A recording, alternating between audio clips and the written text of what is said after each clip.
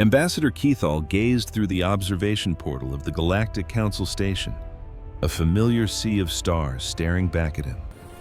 It was a ritual he'd performed countless times over his 400-year life, watching new species arrive, their faces filled with a predictable wonder at the sheer scale of it all. He'd seen their clumsy, primitive ships limp into the lower docking bays, the cosmic equivalent of a kiddie table, reserved for newcomers who hadn't yet proven themselves. He expected today to be just another repeat of the same old story. He was wrong. The humans were arriving, a species that had only managed to send their first peep into the galactic void a mere 50 years ago, a blink of an eye. Blink of... Keithall's own people, the Valoran hegemony, had been navigating the star lanes for over 100,000 years. The Kree Dominion had lorded over their slice of the galaxy for double that time. Even the Council's newest member, the Tassari Collective, boasted 20,000 years of space travel. And these humans, with their pathetic 300 years of experience, wanted a seat at the table. 300 years. The thought was so absurd, Keithall might have laughed if it wasn't so profoundly sad. He turned from the starscape to the other ambassadors gathered in the grand reception hall. All 12 of them, representing the galaxy's great powers, were clustered in small groups, murmuring quietly. Some looked utterly bored. Others wore expressions of faint amusement. Not a single one of them looked concerned. And why should they be? The humans were toddlers playing with firecrackers. Their tech was a joke, their ships were slow, and their weapons were laughably weak. The intelligence reports were clear. Human ships ran on basic fusion drives and were protected by simple energy shields. They had no grasp of gravity manipulation, dimensional folding, or quantum tunneling. They were, in every way, exactly what you'd expect from such a young race. Another species fresh from the nursery, rumbled Admiral Vexnar of the Kree Dominion, a towering creature of hard scales and colder eyes. His people were born conquerors who had swallowed half the galaxy before the Council finally put them in check. I wonder how long it will take for them to cry to us for protection. Now, be kind, chided Counselor Mirayet of the Tassari Collective, a small, delicate being whose silver skin seemed to hum with a soft inner light. We were all young once. Not this young, Vexnar shot back. My ancestors had conquered 3 star systems by the time these humans figured out how to rub sticks together for warmth. Keithall remained silent, his gaze drifting back to the window. Something felt off. He couldn't quite name it, but there was a strange tension in the air, that electric quiet that comes just before a storm breaks. A crackle from the station's comm system cut through the murmurs. Attention all ambassadors, the human delegation will arrive in 5 minutes. Please assume your ceremonial positions. The ambassadors began to drift toward the center of the hall, forming a traditional semicircle. When a new species arrived, the great powers greeted them as one. It was a gesture meant to convey unity, but mostly it was meant to intimidate. Keithall found his spot between Vexnar and Mirat, smoothed his ceremonial robes, and tried to paste a welcoming expression on his face. It was his job, after all. As the ambassador for the Valoran, the oldest and most revered civilization in the galaxy, he had a certain image to maintain. The minutes crawled by. Keithall found his eyes locked on the window again. The human ships would materialize there any moment, dropping out of hyperspace at the designated safe coordinates before puttering toward the station on their conventional drives. It was standard operating procedure for all newcomers. It gave the Council a chance to scan the ships and prepare a proper, condescending welcome. There, Mirat whispered, pointing a slender finger at the void. They're here. Keithall looked. At first, there was only the endless black. Then, space seemed to ripple, as if a pebble had been dropped into a still pond. A silent flash of light, a tear in the very fabric of reality. And the ships emerged. And Keithall's heart seized in his chest. There were 5 of them. By galactic standards, they weren't big at all. The smallest was maybe 300 meters long, the largest barely 500. But it wasn't their size that sent a spike of ice through Keithall's veins. It was how they looked. The ships were just wrong. There was no other word for it. They didn't look like vessels. They looked like holes torn out of space itself. They were coated in a blackness that wasn't paint. This was a deeper, hungrier black, the kind that swallows light whole and gives absolutely nothing back. And they shimmered. The edges of the ship seemed to blur and phase, as if they were flickering between two different places at once, as if they weren't entirely solid. "What in the void is that?" Vexnar hissed, all his earlier arrogance gone from his voice. Keithall didn't respond. He was staring at the scanner built into his wrist cuff, a standard-issue device for every ambassador. It could dissect any ship's capabilities in seconds: weapons, shields, power source, everything. But right now, it was telling him absolutely nothing. The screen flickered wildly. Random numbers and symbols flashed and vanished. A stream of error messages scrolled across the display. The scanner was trying to read the human ships, but it was like asking a child to read a quantum physics textbook. It simply could not comprehend what it was seeing. "My scanner is bugging out," Keithall said, his voice strained. "Mine too," Mirret confirmed. "And mine," echoed another ambassador. Keithall glanced around the hall. Every single ambassador was staring down at their wrist, and every single scanner was failing. "That's impossible," Vexnar growled. "Our technology is the pinnacle of galactic engineering. Nothing can jam our sensors." But something clearly was. Keithall forced his attention back to the window as the human ships closed the distance. They moved with an eerie, silent grace, like sharks gliding through deep water. And as they got closer, Keithall saw something else. The space around them was warped. It was subtle at first, just a slight distortion of the starlight behind them, a strange bending of cosmic background radiation. But the nearer they came, the stronger the effect grew. Space-time itself seemed to be curving around these vessels, as if they possessed a gravitational pull so immense it was warping reality. But they were small. Impossibly small to have that kind of mass. Unless it wasn't gravity at all. A cold dread crept up Keithall's spine as a thought. A terrible and impossible thought began to take shape in his mind. "Ambassador Keithall!" The voice snapped him out of it. He turned to find his chief science officer, a young Valoran named Tethra, standing behind him. She was ghost pale, and her hands were trembling. "What is it?" Keithall demanded. "I managed to get a partial reading on the human ships," Tethra said, her voice barely a whisper. "Just fragments, really. The data stream is almost completely corrupted, but I think I found something."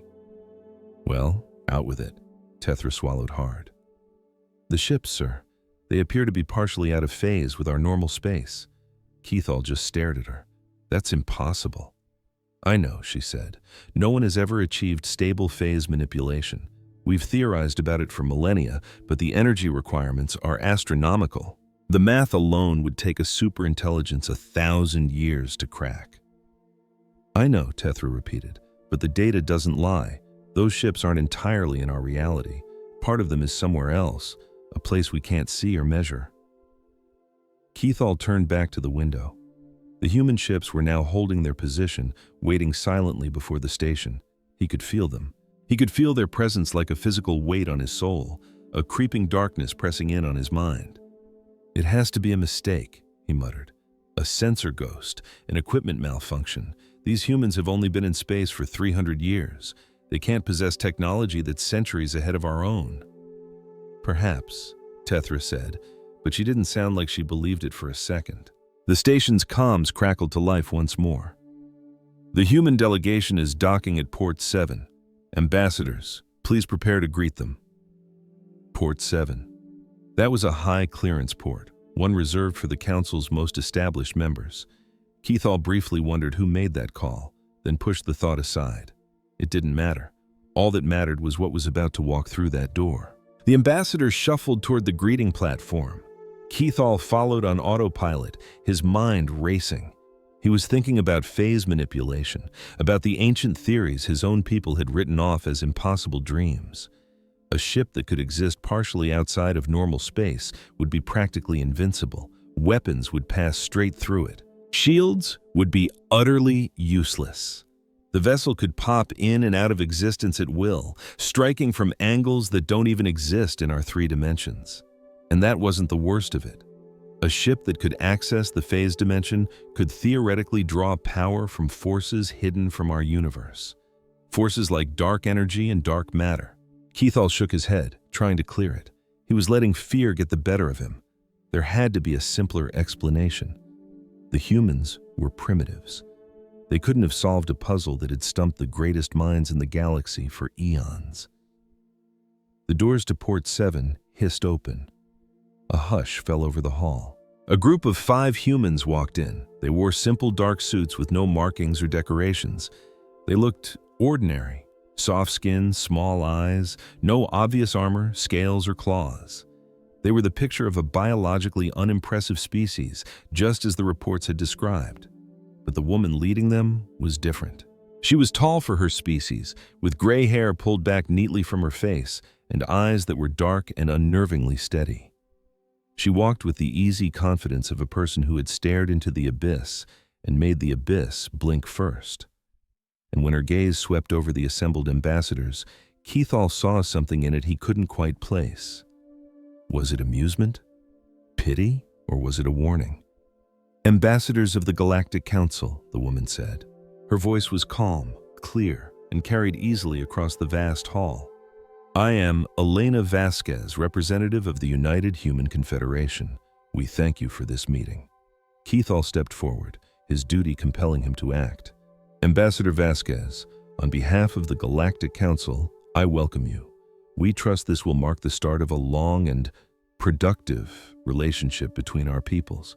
The words were routine, just a formal script he'd recited 100 times to 100 different species. But this time, something felt wrong. Ambassador Vasquez from Earth just smiled. It was tiny, almost unnoticeable, but Keithall saw it, and in that split second, he knew. She knew. She knew the Council had seen her ships, and she knew their advanced scanners had come up with nothing. She knew they were baffled and a little scared, and trying desperately not to show it, and she wasn't afraid of them in the slightest. "Thank you, Ambassador Keithall," Vasquez said, her voice even. "We're honored to be here. Humanity has been waiting for this moment for a long time." 300 years of space travel, Vexner, another ambassador, chimed in, trying to get some of his swagger back. "That isn't very long by our standards," he scoffed.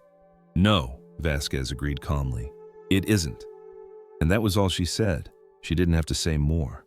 The silence hung in the air, thick with tension. Keithall could feel the other ambassadors staring at Vasquez, trying to read her, trying to figure out why she was so unnervingly calm. "Your ships," Ambassador Catherall finally broke the silence. "They're unusual." "Are they?" Vasquez asked, feigning innocence. "Our sensors couldn't get a clear analysis of them."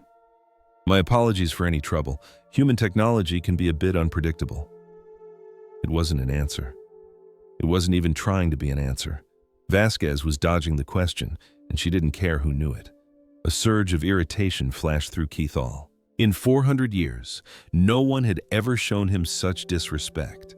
New species came to the Council practically on their knees, begging for membership. They answered every question. They showed deference. They didn't just stand there with a smirk, refusing to explain themselves. But he quickly regained his composure. He was a diplomat, after all. Patience was a far better tool than anger. "Perhaps we can discuss your technology at a later time," he said smoothly. "For now, let's proceed with the official ceremonies. There will be plenty of time for questions afterwards." "Of course," Vasquez replied. "We look forward to it." The ceremonies started, and they were as long and dull as always, filled with ancient speeches and rituals that had been repeated for millennia. Keithall just went through the motions, his mind totally elsewhere. He was watching Vasquez. She stood through the entire thing with quiet dignity, just listening and observing. When asked questions, she gave short, polite answers that revealed absolutely nothing about her people or their technology. She was the perfect diplomat, seeming to cooperate while giving away zero information. But every so often, Keithall would catch her glancing out the window at her fleet of ships. And when she did, her expression would change. It wasn't pride or satisfaction. It was something much darker, something that almost looked like grief. What in the universe did these humans see out there? Keithall wondered. What did they have to survive? He had no idea, but he was determined to find out. When the ceremonies finally ended, the ambassadors started to leave. Keithall made his way over to Vasquez before she could slip away. "Ambassador," he said, "could I have a word?" Vasquez turned to him. "Of course. Your ships are fascinating. I've been a student of vessel design for many years. I'd love to learn more about their construction."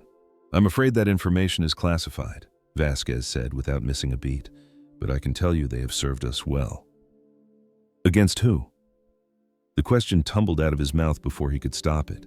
He hadn't meant to be so blunt, but the words were already out there. Vasquez was quiet for a long, heavy moment. Her eyes scanned his face as if she were trying to decide if he could be trusted.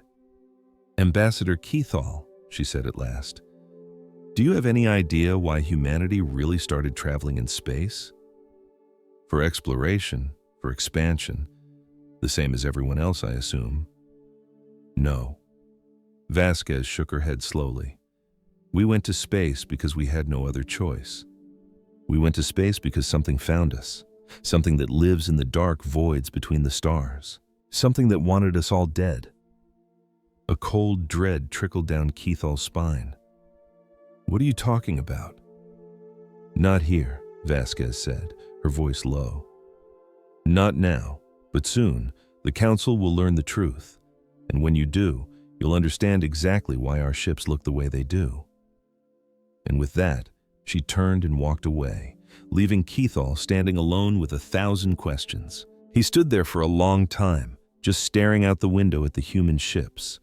They hung in the blackness like dark warnings, their hulls seeming to absorb the light from the stars. And for the first time in 400 years, Ambassador Keithall of the Valoran hegemony felt an emotion he had long forgotten: fear. 3 weeks had dragged by since the humans arrived. 3 weeks of pointless meetings, stalled negotiations, and a million unanswered questions. And through it all, Ambassador Eleonora Vasquez had revealed absolutely nothing. Keithall sat in his private office, glaring at the stack of reports on his desk. His best intelligence agents had been working around the clock. They had scanned the human ships from every conceivable angle. They had tried to crack human communications. They'd even tried to bribe a few members of the human team. All of it was useless. The ships were still a complete mystery. The humans were a brick wall, and the Council was getting angry. "This is completely unacceptable," boomed Admiral Vexnar. He was pacing in the middle of Keithall's office, his reptilian scales practically vibrating with fury. "We welcome these primitives to our station. We offer them lucrative trade deals and treaties of protection, and they won't even share the most basic details about their technology." "They haven't refused," Keithall said, his voice calm. "They've simply avoided answering the question." "It's the same thing." "No," Keithall countered. "It's not." He leaned back in his chair. "A refusal would be direct, honest. What the humans are doing is something else entirely. They're hiding something. Something big. Then we'll force them to show us what it is." Keithall looked at the hot-headed Kree admiral. "And how exactly do you plan on doing that?" Vexnar grinned, and it wasn't a pretty sight. "The Kree Dominion has an old tradition," he hissed.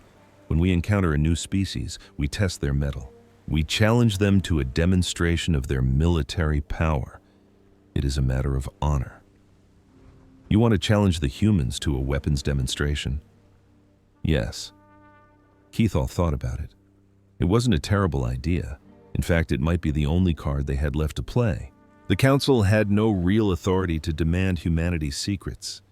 But a challenge of honor, that was different. If the humans refused, they'd look weak and lose all respect. No one wanted to look weak in front of the galaxy's superpowers. "Very well," Keithall finally said. "Issue the challenge.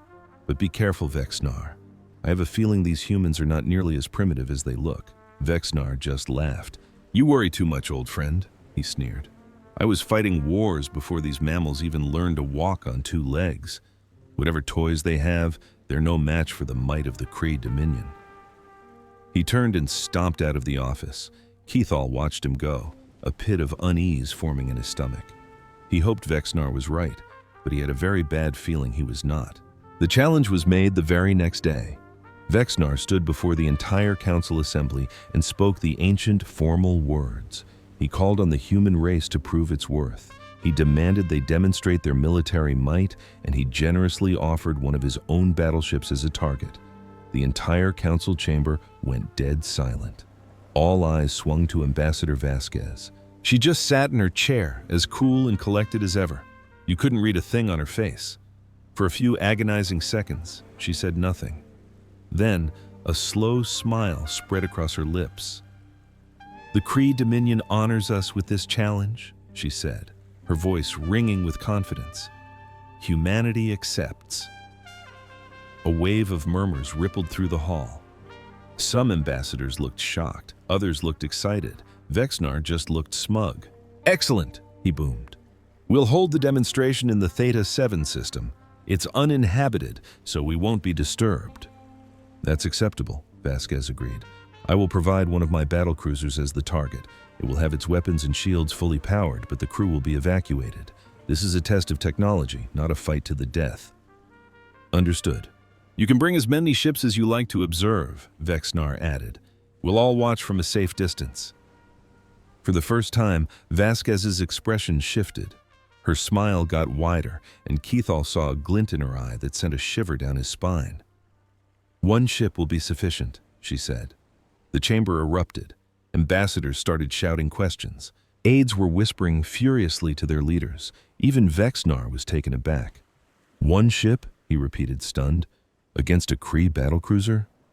"Yes. You do realize our battlecruisers are the most powerful warships in the known galaxy, don't you? Their shields can shrug off a nuclear blast. Their armor can survive hitting a small moon." "I understand." Vexnar stared at her for a second, then let out a harsh, contemptuous laugh. "Fine, human. One ship it is. I can't wait to watch it burn." He spun around and marched out of the chamber. The other ambassadors scurried after him, all chattering at once. In moments, the massive room was empty, except for Keithal and Vasquez. Keithal slowly got up and walked over to the human ambassador. "You're either incredibly confident or incredibly foolish," he said quietly. "Perhaps a bit of both," Vasquez replied. "A Kree battlecruiser is no joke. It took them 30 years to design and build. Its cannons can crack a planet's crust. Its shields have never once failed in battle." "I know. And you truly believe one of your ships can destroy it?" Vasquez looked him straight in the eye. Her gaze was dark and intense, like staring into deep space. "Ambassador Keithal," she said, "in 3 days you are going to see what humanity is capable of, and then you will finally understand why we are not afraid of the Kree Dominion." She stood, turned, and walked out of the chamber, leaving Keithal alone with his racing thoughts. 3 days later, the demonstration fleet assembled in the Theta 7 system. It was a truly massive gathering. Over 50 vessels from all over the galaxy had come to watch. There were sleek Valoran cruisers and hulking Kree destroyers. There were elegant Tassari science vessels and gigantic Gath cargo ships. Every major power was there. And right in the middle of it all, hanging in space like a monument to war itself, was the Kree battlecruiser. It was absolutely enormous. It was a monster of a ship, a 2-kilometer-long beast of black metal, with guns sticking out of every surface like angry spines. A faint blue glow from its shields and the deep hum of its engines promised nothing but destruction. Even with no crew aboard, it looked lethal. Standing on his flagship's observation deck, Keith stared at the battlecruiser, a ship he'd seen tear through entire fleets like they were made of tissue paper. The idea of one lone human ship daring to face it was just insane. "The human vessel is on approach," his science officer announced. Keith's eyes snapped to the main screen where a tiny speck was crawling toward the behemoth. As it got closer, the speck resolved into a familiar, unsettling shape. It was the same ship he'd seen at the council station, a vessel that seemed to drink the light around it, a hole in the fabric of space. Its edges were blurry, indistinct, a shape that felt incomplete, fundamentally wrong. The humans called it the Prometheus. "Magnify the image," Keith commanded. The ship filled the screen, and that same cold dread from 3 weeks ago washed over him again. It was a deep, primal wrongness that made the hairs on his arms stand up. The ship wasn't big, maybe 400 meters long, a toy compared to the battlecruiser. Its hull was smooth, with no visible weapons, no shield emitters, nothing. It looked almost serene. But Keith was old enough to know that appearances were the deadliest traps in the galaxy. "All ships, this is Admiral Vexnar," a smug voice crackled over the comms. "The demonstration will commence in 60 seconds. All vessels maintain a safe distance. The humans have been notified that we will not step in if they are obliterated." Keith could hear chuckles in the background. Of course, the other officers thought it was hilarious. They were all expecting to see some primitive species make a fool of itself in front of the galaxy's great powers. Keith didn't join their laughter. He just watched the little black ship and waited. 30 seconds. The Prometheus kept gliding forward, slow and unhurried, as if it didn't have a care in the world. 15 seconds. Keith's hand tightened on the deck railing. His heart's hammered against his ribs. He had no idea what was coming, but he felt a sense of cosmic importance settling over the moment. 10 seconds. The Prometheus stopped. It just hung there in the void, facing down the massive warship. One giant, one small, one covered in weapons, one completely bare. 5 seconds. Keith sucked in a breath he didn't realize he was holding. Begin. For a beat, absolutely nothing happened. The universe was still. The battlecruiser floated, shields shimmering, weapons hot. The Prometheus was a silent shadow soaking up the starlight. And then the space around the battlecruiser began to ripple. At first, it was so faint, just a slight warping of the distant stars, that Keith thought his eyes were failing him. But the distortion intensified, twisting and bending reality itself. The battlecruiser's shields sputtered, their blue glow flashing to a furious red as warning lights strobed across its hull. The colossal ship jolted as if it had been slammed by a ghost. "What is happening?" Vexnar demanded over the channel, his voice stripped of all its earlier amusement. "What is that human ship doing?" No one had an answer. No one could possibly have an answer, because what they were witnessing made no sense. The Prometheus wasn't firing a single shot. No lasers, no missiles, no energy beams. It was simply reaching out with something invisible, something immeasurable, something that operated in a dimension beyond their understanding. The battlecruiser's shields collapsed. They didn't just flicker and die like normal shields. They imploded, folding inward on themselves as if yanked toward the ship's core by a force that spat on the laws of physics. The blue glow vanished, leaving the warship utterly exposed. "Impossible," someone breathed. But the nightmare was just getting started. The battlecruiser began to crumple, its hull caving in like a soda can squeezed in a giant, unseen fist. Metal shrieked and tore. Gun emplacements shattered. Engines blew out in silent, fiery bursts. This magnificent ship, a project that had taken 30 years to complete, was being crushed into a ball. Keith could only watch in mute horror. In his 400 years, he'd seen a lot. He'd witnessed entire wars, cosmic disasters, the death of stars themselves. But he had never, ever seen anything like this. The battlecruiser kept shrinking. 2 kilometers of warship became one became half a kilometer. The ship was folding into itself, collapsing under the weight of its own manipulated gravity. And through it all, the Prometheus hadn't twitched. It just hung there, a dark and silent void, while it unmade the most powerful warship in the known galaxy. Then, as suddenly as it began, it stopped. Where the mighty battlecruiser had once been, there was now a perfect sphere of super-compressed matter, no bigger than a shuttlecraft. It drifted in the silent darkness, its faint red glow the only tombstone for what it once was. The demonstration was complete. The comms channel exploded into pure chaos. Admirals were shouting questions. Scientists were demanding data. Politicians were screaming for someone to blame. But Keith didn't hear a word of it. He was just staring at that little metal marble, trying to process the impossible thing he had just seen. The Prometheus hadn't used a weapon.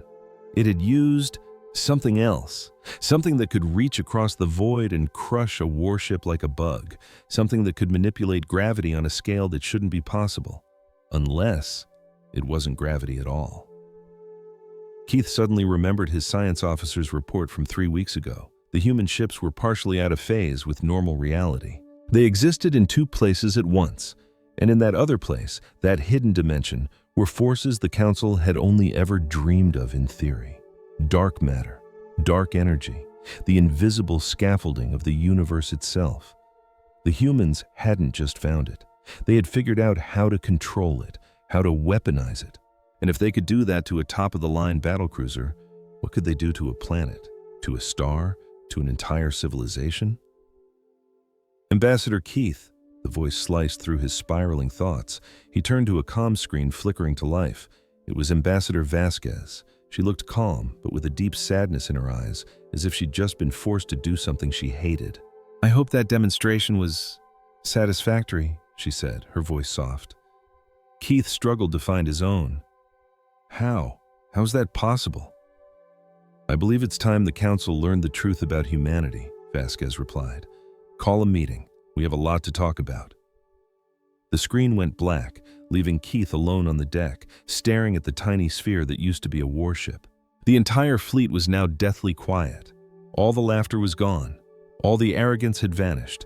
In its place was a cold, primal fear. For the first time in history, the great powers of the galaxy had seen something that truly terrified them. And Keith knew, with absolute certainty, that everything was about to change forever. The council chamber was packed to the gills. Every ambassador, every advisor, every high-ranking officer who could squeeze in was there. They filled the room, their eyes all fixed on one person. Ambassador Eleonora Vasquez stood alone in the center of the chamber. Behind her, a massive screen showed the image of the Prometheus, its shadowy hull, its shifting, impossible form that had crushed a battlecruiser without firing a shot. Keith sat in his usual chair among the senior ambassadors. He hadn't slept a wink. He'd spent the entire night poring over reports and sensor data, desperately trying to make sense of what he'd witnessed. But the numbers just didn't add up. The physics was wrong. The technology shouldn't be able to exist. But it did. "Ambassadors of the Galactic Council," Vasquez began. Her voice was firm but carried a heavy weight, like someone about to confess a terrible secret. "You asked for an explanation. You demanded to know how humanity created such technology. Today, I'm going to tell you the truth." She paused, letting the silence hang in the air. Even Vexnar, who had been publicly humiliated by the loss of his prized ship, was silent. He just stared at her with cold, hateful eyes. 217 years ago, Vasquez said, her voice dropping slightly, humanity made first contact with extraterrestrial life. But it wasn't the friendly encounter we had always dreamed of. It wasn't a meeting of equals. It wasn't an exchange of knowledge. She touched a control on her podium, and the image on the screen changed. Keith felt his blood run cold. The picture showed something wrong. A being made of pure shadow, a tear in the fabric of reality given a horrifying form. It moved and twisted in ways that shouldn't be possible. It had too many angles, too many dimensions that seemed to fold in on themselves. Just looking at it made Keith's head ache. "We call them the Umbra," Vasquez said, her voice barely a whisper. "They exist in the dark matter substrate that underpins all of reality. They aren't made of atoms like us. They don't live in our space. They exist in the emptiness between the stars and the 95% of the universe we thought was empty." A wave of disbelief and horror rippled through the chamber. Dark matter was a theory, a cosmic glue that held galaxies together. It was something to be studied from afar, not a place where things lived. No one had ever seen it, let alone met a creature made from it. "The Umbra found us by accident," Vasquez went on. "Our first primitive spacecraft created energy signatures that were unique and loud. They attracted attention." She pressed another control. The image flickered again, this time showing a beautiful blue and green planet, dotted with swirling white clouds and sparkling cities. "Earth," she said. "Our home." First contact was made on September 15th, 2187. Vasquez began, her voice steady. "Imagine and scout from the dark voids of space appearing near our moon. It was fascinated. It wanted to observe us, to figure out what we were." Her tone hardened. "But the Umbrella don't think like us. They don't hold life sacred. To them, The physical world is primitive, beneath them. We were like ants in a jar, an interesting curiosity but totally unworthy of respect. The holographic image shifted. It showed Earth again, but something was horribly wrong. A dark corruption was spreading across the planet's face. Cities flickered and died. Entire continents went black. The Umbrella attack came out of nowhere, Vasquez stated. They emerged from their dark space from dozens of points all at once. Our weapons were useless against them. Our shields might as well have been paper. They existed in a dimension just outside our own, striking from angles that shouldn't even be possible in our reality. Keith stared at the horrifying images. The destruction was absolute, complete. He had witnessed many wars over his long life, but never anything like this. This wasn't a war.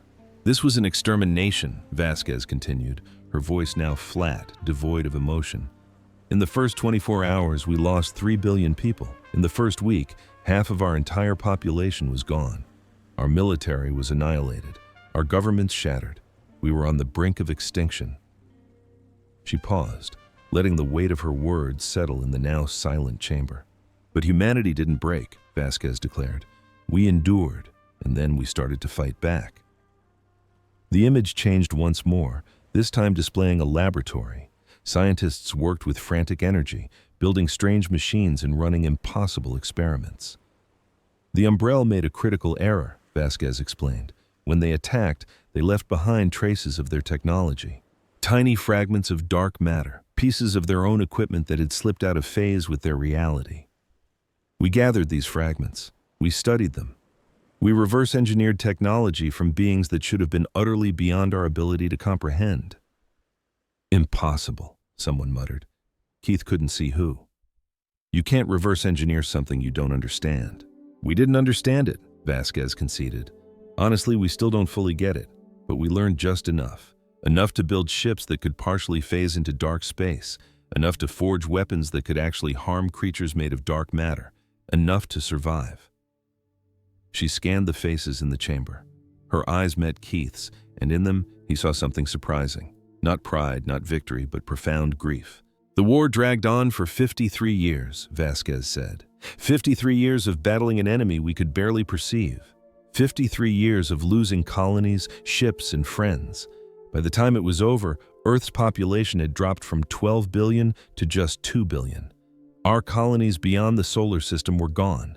Our mighty fleet was reduced to just a handful of ships. But you won, Keith said. He hadn't meant to speak. The words just escaped. We didn't win, Vasquez corrected him softly. We survived. There's a huge difference. The Umbrella just left. We still don't know why. Maybe we became too expensive to wipe out. Maybe they found a new toy to play with. Or maybe they just got bored. She touched the control panel, and the display faded to black. That was 164 years ago, Vasquez said.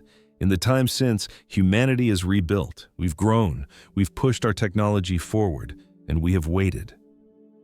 Waited for what? Vexnar demanded. For the Umbrella to come back. The words hung in the chamber like a death sentence. A cold dread crept down Keith's spine. Suddenly, he understood. He understood everything. Understood. Humanity hadn't come to the Council begging for protection. They weren't here for trade deals, alliances, or new knowledge. They had come to deliver a warning. You think the Umbrella will attack again? Keith asked. We know they will, Vasquez replied. The Umbrella never really left. They're everywhere, woven into the dark matter that holds this galaxy together. They are watching. They are waiting. And when they finally decide to make their move, nothing in our normal space will have a prayer of stopping them. Nothing except your ships, Counselor Mirayet said quietly. Our ships can fight them, yes, Vasquez acknowledged, but we have so few. 47 vessels, that's our entire dark matter fleet. It's not nearly enough to defend the galaxy. It's barely enough to protect what's left of us.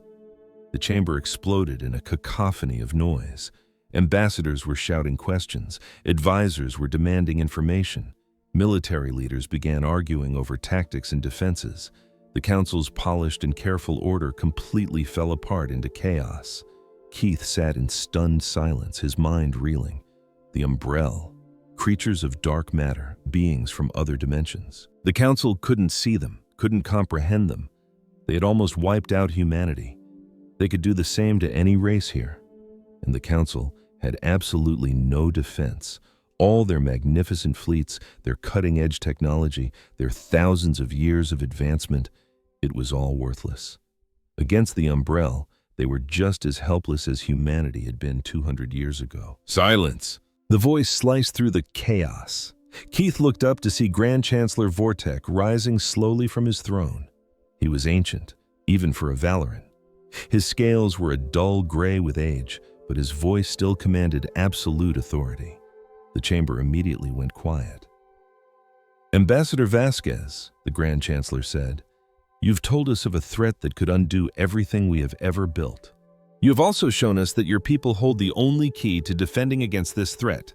So tell us, what do you want from us?" Vasquez met his ancient gaze. "An alliance," she said plainly. "A real one. We want true equality, not the patronizing deals you offer to younger species. No more trade agreements or protection treaties designed to keep us dependent on you. We want a seat at the table as your partners, and in return for that, we will share our technology, not all of it, and not all at once, but enough. Enough to help you build your own defenses, enough to give you a fighting chance when the Umbrella return." The Grand Chancellor was quiet for a long, tense moment. Keith could almost see the calculations running through his mind. An alliance with humanity meant accepting them as equals. It meant abandoning the comfortable superiority the elder races had always felt. It meant upending the entire galactic order. But the alternative was annihilation. "This is a matter we will need to discuss among ourselves," the Grand Chancellor finally said.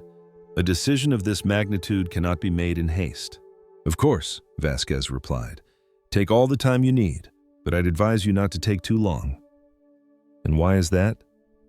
Vasquez turned back to the large display screen. She touched the control one last time, and a new image blinked into existence. It was a map of the entire galaxy, showing thousands of stars linked by glowing trade routes and communication lines. The great civilizations of the Council looked like a brilliant web of light stretching across the cosmos. But in the empty corners of the map, in the vast, dark spaces between the stars, something was stirring. Faint energy signatures, subtle ripples in the fabric of space, patterns that had no business being there. "These readings were gathered by our deep space sensors over the last 6 months, Vasquez said. "The Umbrella are active again. They're moving, they're watching, and they are getting closer." The chamber was utterly silent. "We don't know when they'll strike," Vasquez continued. "It could be years from now. It could be months. It could be tomorrow. But they are coming. And when they get here, you'll have to decide which side you're on." She stepped down from the podium and walked toward the grand exit. At the door, she stopped and looked back one last time. "Humanity fought the Umbrella alone once before," she said, her voice echoing in the hall. "We survived, but the price was almost too high to bear. If we have to fight them again, we would really prefer not to do it alone." She then walked out, leaving the entire council in a state of stunned silence. Keith stared at the galactic map, where the dark patterns seemed to pulse and shift like a predator waiting in the shadows. He thought of his own people, his homeworld, and all the civilizations he had sworn his life to protect. Every last one of them could be snuffed out by creatures from another dimension, beings that the galaxy's greatest powers couldn't even see. Their only hope was to accept help from a species they had always dismissed as primitive. The universe was far stranger than Keith had ever imagined, more dangerous, more terrifying. And humanity, the newcomers that everyone had so foolishly underestimated, might just be the only thing standing between the galaxy and total annihilation. He pushed himself up from his seat and walked to the chamber's viewport. Outside, the strange human ships hung in the blackness of space, their dark hulls seeming to flicker at the very edge of perception. They looked wrong. They looked impossible, and right now, they looked like hope. Keith made up his mind. He would go to the Grand Chancellor. He would plead the case for the alliance. He would do anything and everything it took to prepare for the storm that was coming. Because the Umbrella were out there, and the darkness between the stars was no longer empty. The first attack hit without any warning. The colony world known as Tari 7 was a quiet, peaceful place. It was situated on the fringe of Tassari space, far removed from the bustling trade routes and political hubs of the galaxy. 12 million souls called it home, spending their days farming the rich soil and harvesting the glowing crystal forests the planet was famous for. They had never known the horrors of war. They never had a reason to. At sunrise on the fourth day of their harvest festival, the sky went completely black. It wasn't an eclipse, and it wasn't a storm. It was something else. Something that bled across the atmosphere like ink dropped in water. The colonists looked up from their fields and saw only darkness falling from above. They tried to run. They tried to hide. It made no difference. No. The umbrella washed over the planet in silent, invisible waves. They simply emerged from the dark matter substrate that permeates all of space, phasing through walls, shields, and fortified bunkers as if they weren't even there. Normal weapons couldn't harm them. Physical matter couldn't block them. They just reached out with shadowy tendrils and pulled people apart. 12 million souls were extinguished in 6 hours. The Council first learned of the attack when the planet's communication relay suddenly went dead. They dispatched a patrol fleet to investigate what happened. The patrol found a ghost world. There were no bodies, no wreckage, no signs of a struggle. Just empty cities and silent forests beneath a sky that had strangely returned to its normal, beautiful blue. It was like the colony on Tassari 7 had simply been erased. Ambassador Keithall stood in his office on the council station, reading the report for the 3rd time. He kept hoping he was just misunderstanding the words, but they stayed the same. The planet was dead, and the Umbrial were back. He immediately called for an emergency session.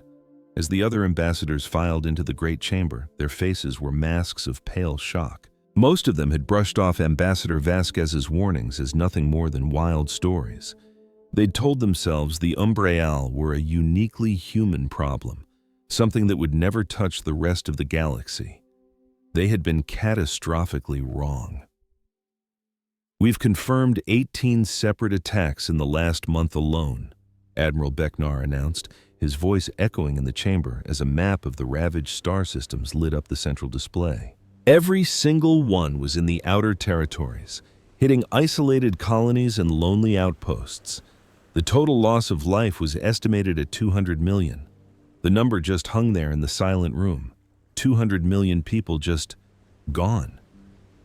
Our fleets haven't been able to engage the enemy, Becknar went on, his voice flat, hollowed out by defeat.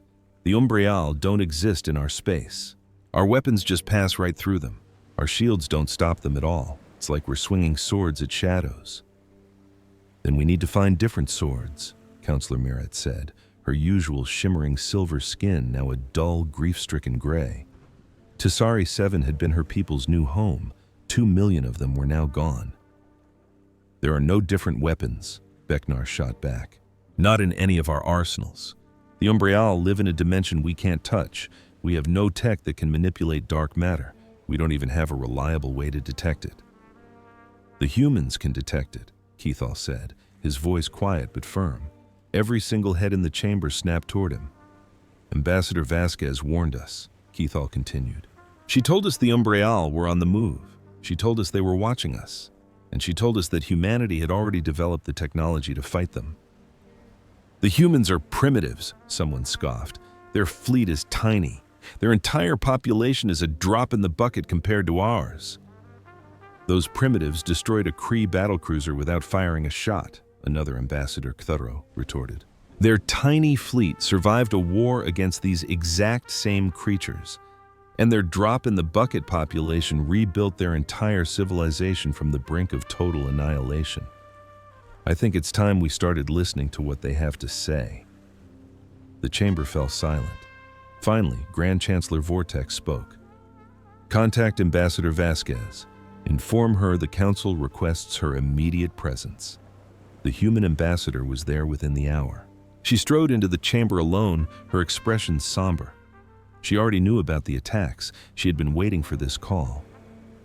Ambassadors, she said, her voice steady. I truly wish we were meeting under better circumstances. The Umbrial have returned, just as you said they would, the Grand Chancellor stated. Yes. You claimed your ships could fight them. Is that still true? It is. Then we need your help." It wasn't a question. It wasn't a proposal for an alliance. It was a complete and total admission of failure. The most powerful civilizations in the galaxy were begging a race of newcomers to come and save them.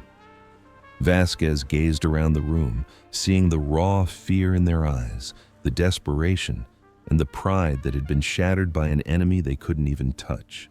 "We will help," she said. "But we have conditions." "Name them," the Chancellor said without hesitation. "First, humanity will be recognized as a full and equal member of this council. No more being treated as junior partners or a protectorate. We get an equal vote with everyone else here." "Done," the Grand Chancellor agreed instantly. "Second, all military fleets in the war zone will be placed under a joint human council command. We will coordinate all strategy. We will share all intelligence. We either fight this war as one or we don't fight it at all." "Done." "Third, after this war is over, humanity will share our dark matter technology with the Council. We will teach you how to build ships like ours. We will give you the tools to defend yourselves." A wave of murmurs and whispers swept through the chamber. Sharing technology on that scale was completely unheard of. It would rewrite the entire balance of power in the galaxy. "And for this gift, what do you ask for in return?" the Grand Chancellor asked, his voice laced with suspicion. "Nothing," Vasquez said simply. "We want nothing. We're offering this freely, with no strings attached, because the only other option is extinction for every single one of us." She let that sink in, her gaze sweeping across their stunned faces. The Umbrial don't do diplomacy. They don't sign treaties. They don't care if you're human or Valoran, Cray, or Tessari. To them, we're all the same. We're made of normal matter. That makes us inferior. And we will all be wiped out unless we finally decide to stand together. The Grand Chancellor looked to the other ambassadors for a sign. One by one, they gave a slow, solemn nod. "The Council accepts your terms," he declared. "Welcome to the Alliance, Ambassador Vasquez. Now, please, tell us how we fight these things." Vasquez touched a control on her console, and the central display changed to a tactical map of the galaxy. "Right now, the Umbrial are just testing us," she explained. "These attacks on the outer colonies are just probes. They're gauging our defenses, studying how we react. The real invasion hasn't even started yet." "How can you be so sure?" "Because we've lived through this before. This is exactly how they started the war with humanity. Small-scale strikes on isolated targets. They want to make us afraid. They want to make us desperate. And once they think we're broken, they'll launch an overwhelming attack." "Where will they hit?" Vexar asked. "We don't know for sure, but we have a few ideas." Vasquez highlighted several star systems on the map. "These are strategic choke points. If you control these, you control all travel through these entire sectors. If the Umbrial want to bring the galaxy to its knees, these are the places they'll go for." "Then we must defend them," Vexar insisted. "We will. But first, you all need to understand something." Vasquez's face grew deadly serious. "You cannot defeat the Umbrial with conventional warfare. Your fleets are incredibly powerful, but against creatures made of dark matter, they are completely useless." "Then what good are they?" "They can protect your people. They can evacuate colonies. They can buy us time." Vasquez gestured to the icons representing her fleet. "My ships will do the real fighting. We will take on the Umbrial on their own turf. But we need your ships running support, rescuing survivors, and holding the line while we go on the offensive." "You want us to be a distraction," Vexar said, a clear note of bitterness in his voice. "I want you to be heroes," Vasquez countered. "The people we save will remember your ships. They'll tell stories about your crews. They will know that when the darkness came for them, you didn't back down." Vexar stood in silence for a long moment. Then, slowly, he nodded. "Tell us what to do." The next 6 months were pure chaos. The Umbrial struck over and over. They took out supply depots and communication hubs. They ambushed patrols and obliterated research outposts. They would appear from nowhere and vanish just as quickly. The galaxy had never faced an enemy like this. But the Alliance held. Human ships flew in formation with council cruisers, their sleek, dark hulls a stark contrast to the gleaming silver and gold of the elder race fleets. They fought in places normal ships could never go, chasing the Umbrael into dimensions no one else could even perceive. And slowly, inch by painful inch, they started to push them back. Keithall watched the battle reports flood in every single day. He saw the casualty lists get longer and longer. He saw entire worlds fall and others saved at the last second. He watched the human ships absorb punishment that would have vaporized any other vessel. Their crews fought with a grim determination you only get from bitter experience. They had been through this before. They knew what it was like to stare extinction in the face, and they flat out refused to let it happen a second time. Ambassador Keithall, a young Valoran officer said from his doorway. Keithall looked up. What is it? The humans have requested a meeting, sir. They say they have a plan. Keithall got to his feet. A plan. After 6 long months of desperate defensive fighting, the humans finally had a plan. Where is this meeting? The main war room. Ambassador Vasquez is waiting for you. Keithall hurried through the station's corridors, past nervous groups of officers and diplomats all talking in hushed tones. Everyone could feel it in the air. Something big was about to happen. The attacks had been getting more frequent, more organized. The Umbrael were gathering their strength for a massive push. He stepped into the war room and saw Vasquez standing before a huge tactical display. The top military commanders from every major power were gathered around her. Vexar was there, his armored scales practically vibrating with tension. Mirette was there, her silver skin looking faded and tired. A dozen other leaders filled the room. Ambassador Keithall, Vasquez nodded. Thank you for coming. What's this plan you mentioned? Keithall asked. Vasquez turned back to the display. It showed a patch of space on the very edge of the galaxy. It was empty, dark, the kind of place nobody ever went. We've been tracking the Umbrael's movements for months, she began. Their attacks look random, but they're not. They're all originating from a single point in space, right here. She pointed to a spot on the map that looked like any other section of the void. But as Keithall leaned in closer, he saw something off, a slight distortion, like a heat shimmer in the fabric of space itself. What is that? We call it the threshold. It's a tear between our reality and dark matter space, Vasquez explained. It's a doorway the Umbrael are using to invade our universe. As long as that door is open, they can send endless forces through. As long as it's open, this war will never end. Can you close it? We think so, but it's going to take everything we've got. Vasquez laid out the plan. The idea was simple, but the execution was terrifying. The entire combined fleet would launch a massive all-out assault on the Umbrael's forward positions to get their attention. While the enemy was distracted, the human dark matter fleet would make a direct run at the threshold itself. They would use their unique phase technology to slip between dimensions and try to destroy the tear from the inside out. If we succeed, Vasquez finished, her voice steady, the Umbrael will be cut off from our reality for good. They'll still be out there in dark matter space, but they won't be able to get to us. We'll be safe. And if you fail? Someone asked quietly. Vasquez's expression never flickered. Then we die with our ships, and the Umbrael will wash over the galaxy with nothing left to stop them.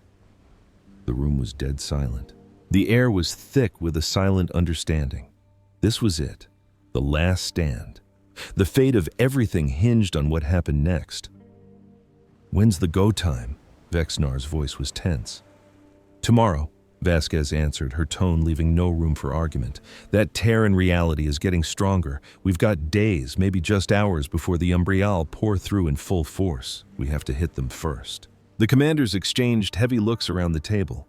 Then, one by one, they gave a slow, determined nod. Tomorrow then, Kethel said, his voice a low rumble. May we all be lucky enough to see the stars again when this is done. He knew deep down that many of them wouldn't make it, but they had to fight. The only other option was to let everything burn, and so the Allied fleet gathered at the very edge of charted space. It was a sight that defied belief, the most massive military force the galaxy had ever witnessed. Over 3,000 ships from more than 100 different species hung in the void, a brilliant constellation of their own. Mighty Kree warships floated next to sleek Valoran cruisers. Tessari science vessels were neighbors with hulking Gorth dreadnoughts. These were ancient enemies, cultures that had warred for thousands of years, now united against a single terrifying threat. And there, right in the heart of it all, were the 47 ships of humanity's dark matter fleet, looking like holes cut out of the starry backdrop. From the observation deck of his flagship, Ambassador Kethel watched the human ships. They seemed to shimmer, phasing in and out of view, their very hulls twisting through dimensions his mind couldn't begin to process. Even after all these months, they still gave him a deep sense of unease. But today, that feeling was mixed with something new, a fragile flicker of hope. "All ships reporting ready, sir," his tactical officer announced. "The fleet is at 100%. Kethel nodded grimly. Full strength. 3,000 ships against an enemy from another reality. An enemy that conventional weapons couldn't even scratch. An enemy that had already wiped out hundreds of millions of lives. It didn't feel like nearly enough. "We have an incoming communication from the Prometheus," the officer added. "Ambassador Vasquez wants to address the fleet." "Patch her through," Kethel ordered. The main view screen came to life, showing Vasquez's face, as calm and resolute as ever. Behind her, Kethel could see the bizarre, dimly lit bridge of her ship. The only light came from strange instruments monitoring realities he could never hope to see. "Commanders of the Allied fleet," Vasquez began, her voice broadcasting to every single ship. "In a few hours, we will meet the Umbrial at the threshold. Many of us are not coming home from this fight, but I promise you, not a single life will be lost in vain." She paused, her eyes seeming to pierce through the screen and lock with every person listening. 200 years ago, humanity stood against the Umbrial all by ourselves. We didn't have allies. We didn't have this kind of technology. We had no real hope of winning. But we fought anyway, and we survived. We survived because we refused to lay down and die, because we chose to fight when it seemed absolutely hopeless. Her voice swelled with passion, because we believe that life itself is worth defending. But today, we are not alone. Today, the greatest civilizations this galaxy has ever known stand as one. Today, we are going to show the Umbrial what happens when the children of the light refuse to be extinguished by the dark. She raised her hand in a gesture Kethel had never seen, but its meaning was instantly clear to him. "For those who won't see another sunrise, I salute your courage. For those who will live to tell the tale of this day, I envy you. And to the Umbrial, who thought they could just walk in and break us, I have just one thing to say. You picked the wrong galaxy." The screen went black. A profound silence hung over the entire fleet for a long moment. Then, from 3,000 ships, a roar began to build. It wasn't a cry of fear or despair. It was a sound of pure, raw defiance. Kethel felt it ignite in his own chest, a fire he thought had burned out long ago. He was 400 years old, far too old for these kinds of feelings, or so he thought. "All ships," he said, his own voice now ringing with newfound strength across the command channel. "Advance on my mark." The entire fleet began to move as one. An hour later, the threshold appeared on their sensors. You couldn't see it with your own eyes, and normal instruments couldn't detect it at all. But the human ships could see it perfectly, and they shared what they saw with the rest of the fleet. What Kethel saw on his screen made his blood turn to ice. The threshold wasn't a gateway. It was a wound ripped into the fabric of space, bleeding pure darkness into their universe. And through that wound poured the Umbrial, wave after endless wave of shadowy monsters that twisted the laws of physics. They didn't fly in ships because they didn't need them. They were the darkness, given a horrifying form and a terrifying purpose. There were thousands of them, tens of thousands, more than Kethel could have ever imagined. "By the spirits of our ancestors," someone breathed over the comms. "Hold your formation," Vasquez's voice sliced through the rising panic. "The main fleet will engage their forward wave. Get their attention. Make them focus everything on you. My ships will punch through the line and make for the threshold." "They'll chew us to pieces," Vexnar shouted. His voice was firm, but Kethel could hear the tremor of fear just beneath it. "They'll certainly try," Vasquez shot back. "But they've never fought a fleet this size. They've never seen the combined power of an entire galaxy united against them. Now, show them what you can do." With that, the conventional fleet charged forward, and all hell broke loose. The Umbrial were a tide of living shadow, their forms writhing and changing as they surged forward. They slipped through energy shields like they were just air. They shrugged off weapons that should have turned them to dust. They were a living nightmare, exactly as Vasquez had described. But the fleet did not break. Kree warships locked together to form a wall of steel and fire, their cannons firing uselessly, but their crews refusing to give a single inch. Valoran cruisers darted through the chaos, rescuing crews from ships that were being ripped apart. Tassari science vessels projected strange, experimental energy fields that managed to slow the Umbrial down, even if just for a heartbeat. Every single species threw everything they had into the fight. And in the middle of it all, the human dark matter fleet finally went on the attack. Kethel watched, mesmerized, as the Prometheus and its sister ships dove straight into the Umbrial swarm. They didn't fight like anything he had ever seen. They seemed to exist in two places at once, flickering between realities from one moment to the next. When an Umbrial lunged for them, they just weren't there anymore. But when they fired back, the creatures of darkness had no place to run. Space itself seemed to bend around the human ships. Waves of pure gravity shot out across the battlefield. The darkness itself seemed to physically recoil from their attack. For the very first time in their terrible existence, the Umbrial were learning what it meant to be afraid. "Push forward," Vasquez commanded. "All dark matter ships converge on me. We're going in." The 47 human ships pulled into a tight spearhead formation. They shot toward the tear in reality, their hulls glowing with an energy no one else could comprehend. The Umbrial tried to stop them.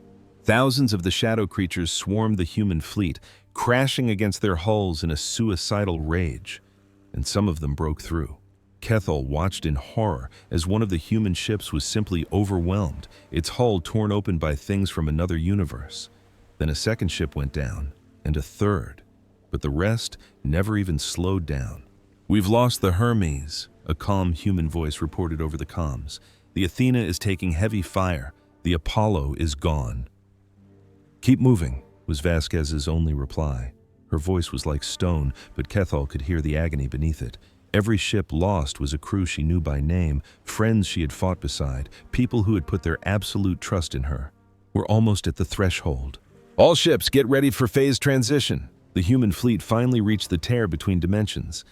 And then they did something that should have been impossible. They disappeared. 1 second, the remaining human ships were there, a beacon of light in the storm of darkness. The next, they were just gone. Not blown up, not in retreat. They had simply vanished, as if they had never been there at all.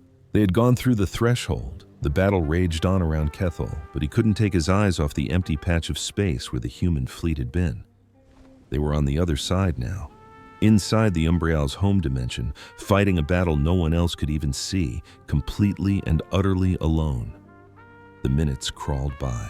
Each one felt like an eternity. The Allied fleet was holding the line, but they were losing ships by the dozens and couldn't last much longer. The Umbrial were pressing their advantage, sensing that victory was close. And then something changed. The threshold wavered. The torrent of darkness pouring from it seemed to stutter and slow. Out on the battlefield, the Umbrial suddenly hesitated, their movements growing clumsy and confused. "What's going on?" someone asked over the channel. Kethel didn't answer. He was staring at the tear in space, watching as it began to shrink. It started slowly. The edges of the wound began to pull together, like a cut healing over. The flood of Umbrial forces trickled to a stop. The threshold was closing. "They did it," Kethel whispered in awe. "The humans! They're destroying it from the inside." A massive cheer erupted across the entire fleet.